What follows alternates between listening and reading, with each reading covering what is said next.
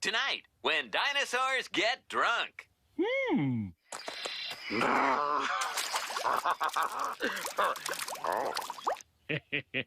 Oh, I've been there, man. Has been canceled. Instead, we bring you the boring world of Niels Bohr.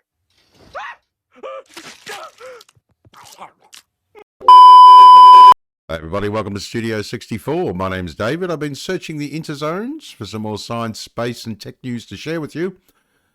And I came across this over at Indy 100. This should be interesting. Yes, we can thank the death of the dinosaurs for the birth of wine. Oh, absolutely fantastic. All right, so wine connoisseurs love a good vintage, but even they would be stunned to learn that the oldest grapes in the world are 66 million years old. And yet it turns out that we may have the extinction of the dinosaurs to thank for the sophisticate's favourite tipple. Well, there you go. Researchers have found new evidence of how the grape family spread in the years following the death of the once dominant reptiles, suggesting that the fruit's prosperity owes a debt of gratitude to the earth-shattering asteroid that wiped the beasts out. Yeah, that's really interesting. As usual, I'll leave the link to the main article below the video so you can pop in and check out these embedded links if you want to go for a bit of a deeper dive beyond the main article. It makes for an interesting read, believe me. Now, experts have now unearthed fossilized grape seeds in Colombia, Panama and Peru that range in age from 19 to 60 million years old, with one of these species representing the earliest known example of the fruit in the Western Hemisphere. Now, these are the oldest grapes ever found in this part of the world, and they're a few million years younger than the oldest ones ever found on the other side of the planet. Fabiani Herrera, a paleobotanist, who led the research, which has just been published in the journal Nature Plants, said in a statement. Now, this discovery is important because it shows that after the extinction of the dinosaurs, grapes really started to spread across the world. And we've got a little picture here. Here we go. Now, on the left is a photo of the 60 million year old fossil grape, which was unearthed in Colombia, and right, a CT scan reconstruction. It's really interesting. Fascinating. Yeah, now we've got a little bit of a video here. We'll check this out. This is the 2,000-year-old wine. Let's have a quick little look at that, and I'd love to. It'd be interesting to see a 2,000-year-old wine in my collection. I'd absolutely love that. That'd be fantastic. I suppose it depends on how it tasted. But yeah, absolutely incredible. We'll check that out, and we'll carry on the conversation when we come out the other side.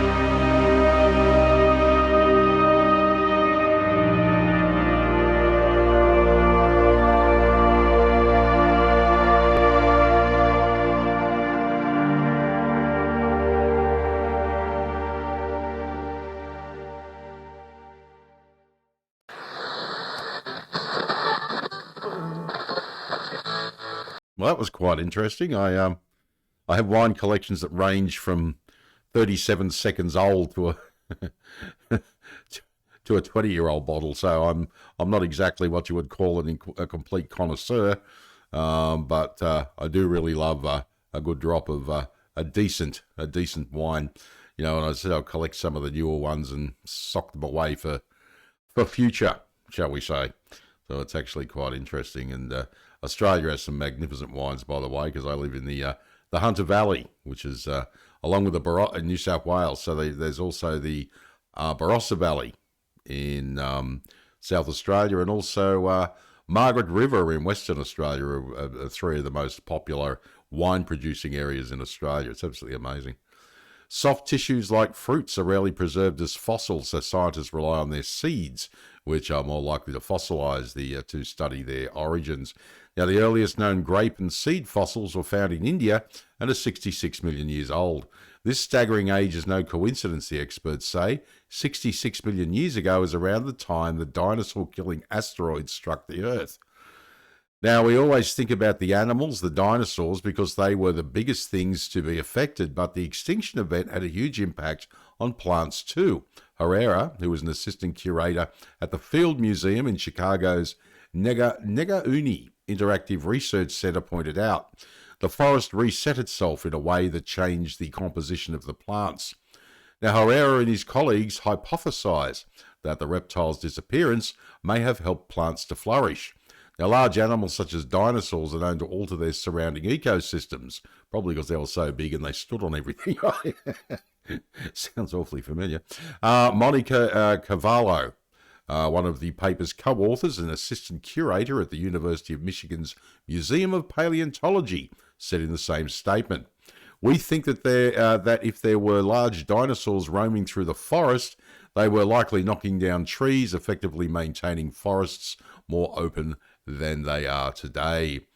But without large dinosaurs to keep them in check, some tropical forests, including those in South America, became more crowded as layers of trees formed an understory and canopy. Yes, these new dense forests offered new opportunities for plants and animals to thrive, which would make sense.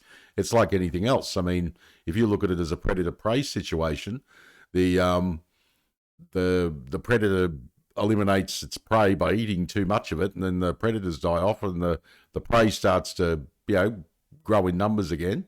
And then, of course, if there's more food around, then you get more predators. Then so it's a cyclic thing, I guess. But unfortunately, in this case of the cycle, the dinosaurs didn't come back, but they were replaced by humans who were crushing the forests everywhere. Fascinating. In the fossil record, we start to see more plants that use vines to climb up trees, like grapes, around this time, Herrera explained, noting that the diversification of birds and mammals in the years following the mass extinction would have helped grapes to spread their seeds. That's really interesting. Yeah, because obviously the seeds would be spread around in the the poop, shall we say? Yeah, that's really interesting.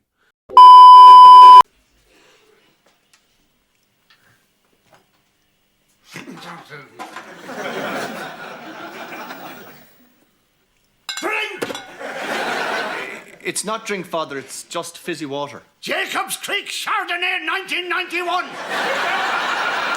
tell that just from the sound. Drink! Drink! Drink! In 2013, Herrera's PhD advisor and senior author of the new paper, Stephen Manchester, published a study describing the oldest known grape and seed fossil from India. And whilst no fossil grapes had ever been found in South America, Herrera suspected he could find some there too. Here we go, and there is the Herrera on the left and Cavallo on the right, holding the newly discovered earliest grape from the Western Hemisphere. Oh, very cool. Really cool stuff. Love it. Now, grapes have an extensive fossil record that starts about 50 million years ago, so I wanted to discover one in South America, but it was like looking for a needle in a haystack, Herrera admitted. Now, I've been looking for the oldest grape in the Western Hemisphere since I was an undergrad student, but in 2022, Herrera and his co-author, Monica Cavallo, were conducting field work on the Colombian Andes, when a fossil caught Cavallo's eye. She looked at me and said, "Fabiani, a grape." And then I looked at it and I was like, oh my God, it was so exciting, Herrera recalled. Now, the fossil was in a 60-million-year-old rock, making it not only the first South American grape fossil, but among the world's oldest grape fossils as well. The fossil seed itself is tiny, but Herrera and Carvalho were able to identify it based on its particular shape and size and other morphological features. Now, back in the lab, they conducted CT scans showing its internal structure that confirmed its identity. Now, the team named the fossil Lithuva sussmani, or Sussman's stone grape, in honour of Arthur T. Sussman, supporter of South American paleobotany at the Field Museum. Well, that's pretty cool. Yeah, I wonder if Arthur enjoyed a little tipple himself. As I said, I just think it's amazing. I just keep thinking of the history of wine and how far it goes back, and it's just absolutely incredible. So basically, human beings have, wanted to get intoxicated, drink. What's it? The running joke, the ancient Welsh martial art of getting drunk and falling over.